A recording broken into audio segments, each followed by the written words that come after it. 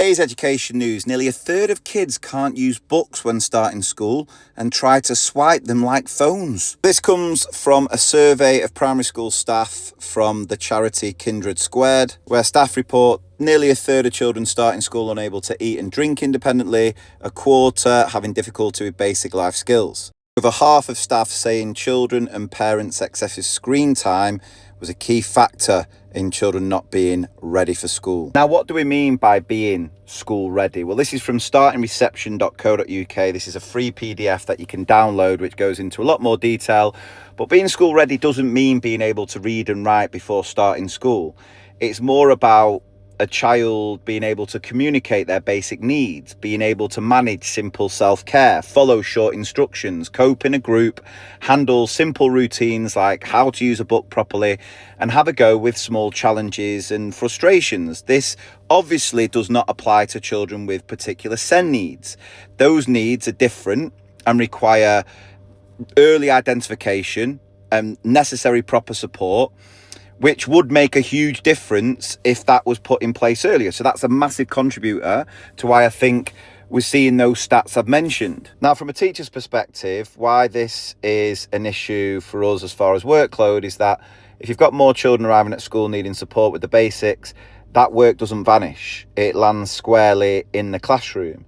So teachers and support staff will be spending more time on, toileting, basic independence, showing children how to listen, take turns. And don't get me wrong, all of that's important, but it's going to add to workload, especially when class sizes, staffing and time hasn't increased to match it. But there is still the expectation to get children to a certain point with, Ofsted inspections and things like that. Now, it's not me complaining here. That's just giving you the reality of what it's like working in EYFS at the minute.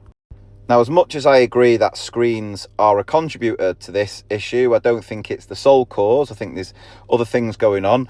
But yeah, screens, and we're not going to have the debate again, are we, about not all screen time is equal, but clearly there's data showing more children are accessing screens for longer. The use of those screens aren't productive. Children are getting just so used to tapping, swiping, that instant reward, that rewiring of their brains to chase that dopamine. And so books that may not be interacting with books as much, right? But it's not just the children on the screens, is it? Adults are on the screens too. If you are a working parent, the chances are you are never able to fully detach from your job. The pressure, the expectations that you're always sort of on call with your work emails, messages, admin, and the pressure of, well, you've got to be providing as a parent, but if you don't, they'll replace you with someone who does, means that we're constantly connected. On top of that, as much as we can talk about children being addicted to these platforms, so are so many adults. We're having our attention being pulled in 100 different directions. So even unintentionally, that can impact how much face-to-face interaction children get. And that's not because parents don't care, but it's because we're having our attention hacked by platforms. And when there isn't clear, trusted face-to-face support, I'd love to be, there's a parallel universe where the Tory government, through austerity measures, didn't get rid of all the Sure Start centres.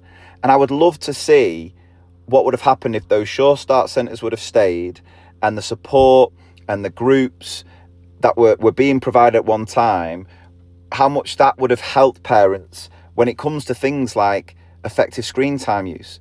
And what parents are left with now, a lot of the time, is advice online. And we all know online parenting advice is a mixed bag. Don't get me wrong, there's some good helpful stuff on there, but there is so much crap. There's so much nonsense and contradiction. So that's one of the issues. I also think there is a bit of a pandemic hangover. Disrupted routines, fewer play opportunities, less mixing with other children, and missed chances to practice that independence. The children simply don't get those early reps. On top of the ongoing pressure on families, cost of living, less support, that affects so many things like shared reading, routines, independence building. And I think there are some parents who, because of those things I've mentioned, over the past few years, there has been this sort of slow erosion of value in school and mixed expectations. And some parents now think some of the things I've mentioned are what schools are there for. And that disconnect isn't helping anyone. And look, I am no parenting expert, but if you do want a couple of tips, for me, one of the most important things is clear routines. Children thrive from routines, short instructions, practicing small bits of independence, play that involves turn taking, 5 minutes a day just sharing a book together, a physical book, and talking about the pictures. And then when it comes to support, if support is needed, trusted places really do matter. And we need more of that. Like I said before, some children are coming to school, not school ready due to specific needs, but they're not always diagnosed at that point. Earlier intervention would be so powerful. So this is not me saying this is just a parenting problem, because I know pretty much every parent wants the absolute best for their children. And it's not a teacher problem, it's a systems problem. And if we want children to arrive school ready, we need to support parents properly. We need to give them the help, the guidance from trusted places, and the environment, the opportunity for them to support children in the best possible way. We need to value early years work and not play this blame game, because we're all on the same side. Parents and teachers, schools want the same thing, which is the best possible education, the best possible life for our children.